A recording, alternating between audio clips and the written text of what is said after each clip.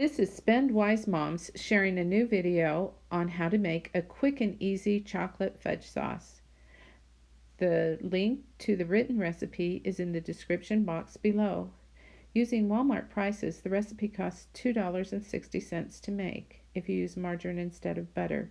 It makes 16 servings or 17 cents per serving compared to the store price of 22 cents per serving. This easy recipe uses only 4 ingredients. Take 1 cube of butter and a cup of chocolate chips and melt them in a 2-quart saucepan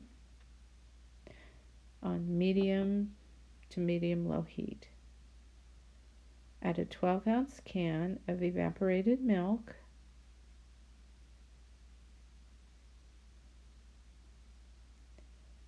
two and a half cups of powdered sugar, and stir. Bring to a boil, stirring constantly.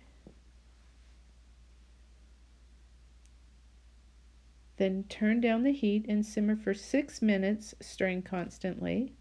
Take it off the heat and let it cool. The sauce will thicken as it cools. Use it right away or put it in a container and refrigerate. You will definitely be pleased with the results of this recipe. I won't ever buy store brand again.